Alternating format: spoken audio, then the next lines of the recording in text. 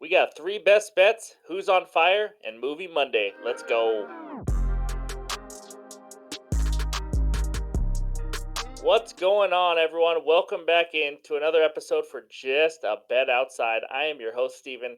We're back. It's Monday, baby. That's right. We got some more Major League Baseball bets. We had a winning weekend. That's right. Gotta love that. But we'll get into all that. It's Movie Monday. That's right. We're going to go most underrated baseball movie of all time. Now, before I give mine, you can't comment Field of Dreams or any of those popular baseball movies. This is the most underrated, a movie that not isn't talked about much, but that you love and you think it's underrated. So I'm gonna go with mine. Maybe it's just because a childhood movie for me, but it is Little Big League, baby.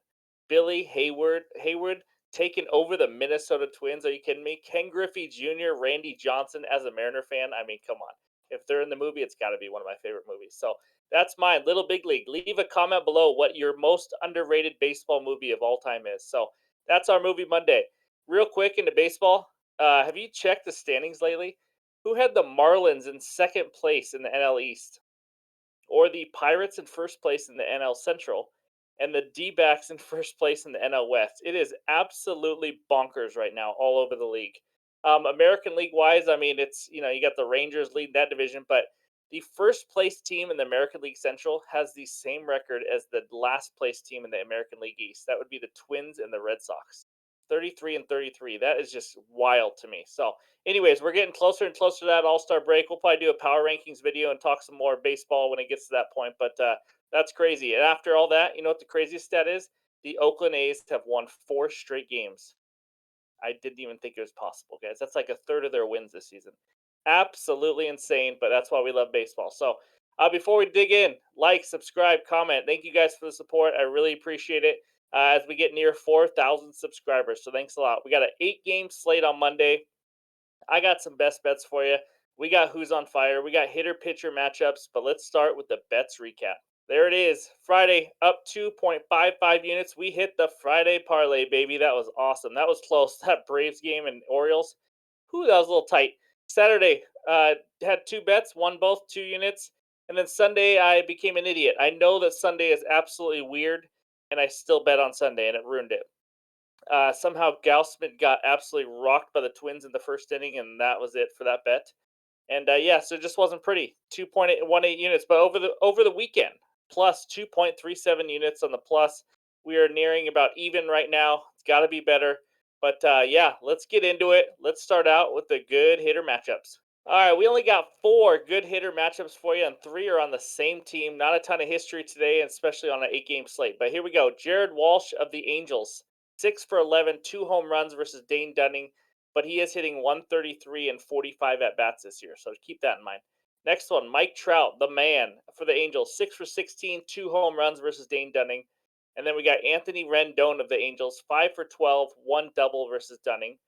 And then another AL West player, Corey Seager of the Rangers. He is 8 for 21 with 1 home run versus the lefty Tyler Anderson. Those are the best hitter ones I could find for today. Now let's move to the pitcher strikeout matchups. All right, I only got 2 good pitcher strikeout matchups. So let's get right into it. James Paxton, the ex-Mariner, against the Rockies. Rockies have the second highest K percentage versus lefties in the last month at 27.4%. Paxton, 36 Ks in 26 innings. He's looked pretty good so far. I'm actually a little shocked. As long as he's healthy, he's kind of a decent pitcher. It's just a matter of how long can he stay healthy. Next one, Zach Eflin of the Rays against the Oakland A's. Fourth highest K percentage versus righties in the last month at 25.7%. We talk about him every time. Zach Eflin, 66 Ks and 66.2 innings. So that's all I got for you. That's right. The 2 good pitcher strikeout matchups. I think Paxton's line is set at 7.5. It is tempting. He's gone over that a couple times already. I thought about it. I kind of was hoping I could get a 7, even if it was juice, but that's up to you guys. 7.5 is not a terrible number, but especially the Rockies leaving Colorado, flying to Boston, they could be a little sluggish in that game. So, anyways, those are the best pitcher matchups. Now it's time for Who's on Fire. These are the hottest hitters in the last 15 days, and a lot of them you've seen before already. But guys, we got some crazy hitting going on right now. We got a guy that no one even talks about probably, and Josh Naylor hitting 468. Luis Arias, he's hitting 500 like every 15 days. It seems like it's just absolutely crazy. But the man who hasn't been talked about a lot, or he's been talked about a little bit more lately, I guess, but Corbin Carroll, over 350 average, 6 home runs in the last 15 days. He is absolutely crushing the ball with 15 RBIs. So this is your list for who's been on fire the last 15 days. As you can see, minimum 48 at bats, 350 average or higher. So I would take a screenshot. 7 of these guys are playing today.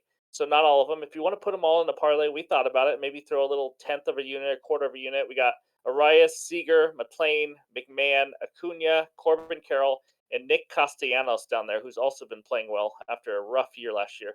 But those are the 7 guys playing today. But, like I said, take a screenshot of this, use this for the week. It should help with some hitter parlays. So there we go. That is who's on fire from Monday. Now it's time for the best bets. Game number 1 takes us to Arlington, Texas. We got the Angels and the Rangers in an AL West showdown. Rangers money line minus 155. Angels money line plus 135 with an over under of 9.5 runs. I got a best bet for you in this game. I'm going to get right into it. Obviously, I have a best bet. I mean, why else would it be up here, right? Rangers team total over 2.5 runs in the first 5 innings at minus 125. Guys, it's all about who they're facing, and this Rangers offense is just stacked. It's just unbelievable. But Tyler Anderson takes them out for the Angels. He is a lefty, uh, 5.62 ERA. If you're new to baseball, that's not good. He's given up 3+ earned runs in 7 of 10 starts. So 70% of his starts, he has given up 3 or more earned runs, and usually that's in the first 5 innings. Sometimes he goes 6, but for the most part, it's in the first 5 innings. He also has 20 walks in his last 43 innings. Overall, he has a 10.7% walk rate. That is not good, especially when you combine that with a 14.5% K rate. If your walk rate and K rate are that close, you are not doing well in the majors, just so you know. That is not good. And now he gets to face an absolutely lethal Rangers lineup. They are the second best offense against lefties in the last month, third overall in the whole season, 144 WRC plus in the last month. That is insane to me.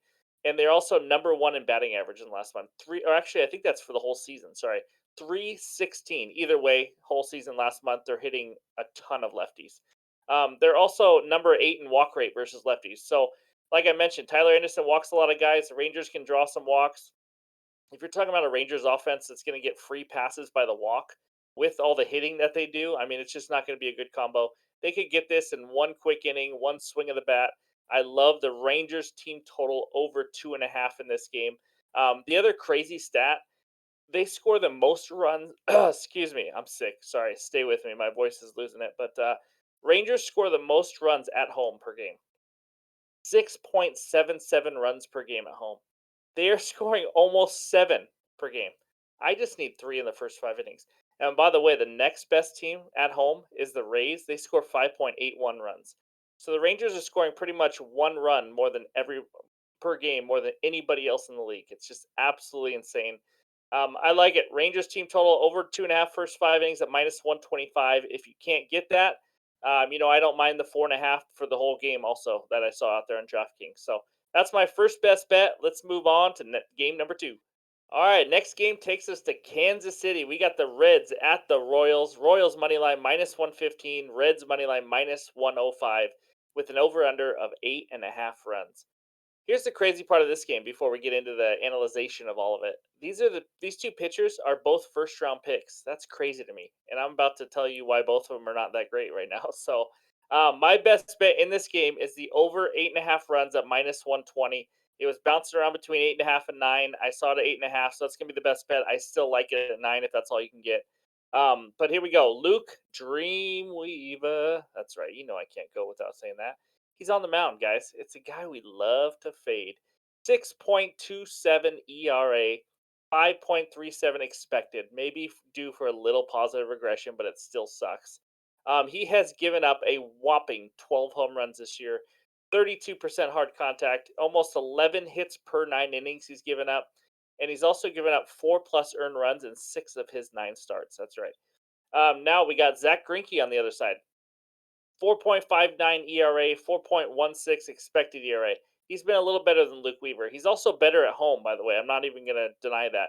He has around a 3 ERA at home, but he's also gotten kind of lucky because with that 3 ERA, he faced the Tigers, the White Sox. The one start that he had that was very impressive, he shut down the Orioles at home.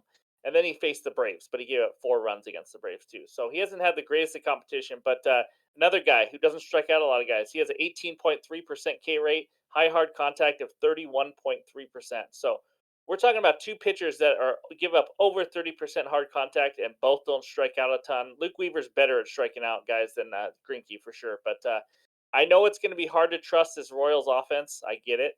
If you really don't want to do that, I don't mind Reds team total over 4. I saw on FanDuel, but the Royals, they average one more run at home than they do on the road. They are the worst team in the majors at home. So them being or on the road, sorry. Them being at home helps. They average 4.22 runs per game at home compared to 3.28 on the road. So I do like their offense a lot better when they are at home. But we got two below average starting pitchers. We got two bad bullpens following them up, and a Reds lineup that's really exciting. And the Royals, I mean, they're middle of the pack on runs per game at home in the league. So they're not. I'm not going to sit here and tell you the Royals offense is legit or anything like that because they are not. But I think they get it. They get the job done. I think there's going to be a ton of runs in this game. All I need is 9 or more to win it. So over 8.5 runs, best bet. Let's move on to that hitter parlay.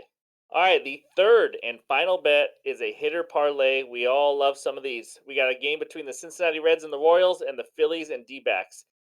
The hitter parlay for today, I love this one. It is Matt McLain and Corbin Christmas Carroll at 1+ hit each, and we get even money at it. That's right, plus 100 for this one. These two guys are both on the Who's on Fire list, so we're running it back. Matt McLain, 354 in the last 15 days, as you just saw. 1+ hit in 18 of his last 20 games. That's right. Let that sink in. 18 of the last 20, he's got 1+ hit. This guy is playing really well under the radar. Nobody's talking about him.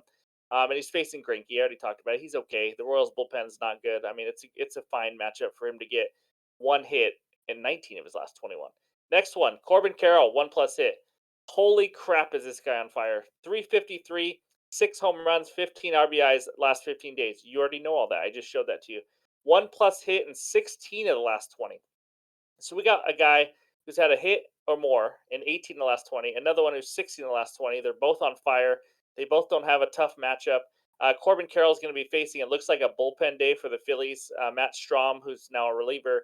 And then I think Covey is his name. It's going to come in after him. But either way, there's not any good pitchers coming in. I like these two guys to stay on a roll and just get 1 hit each at plus 100.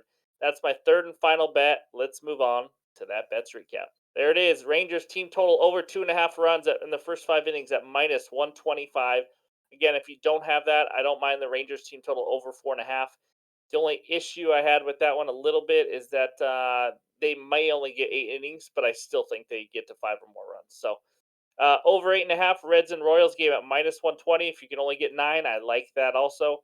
And then the hitter parlay, kind of a perfect first step to the ladder, huh? Matt McLain, Corbin Carroll, 1+ hit each at plus 100. There we go, everyone. Those are our 3 best bets on Monday. Let's try to start the week out hot. Thank you guys for all the support. Don't forget to leave a comment below.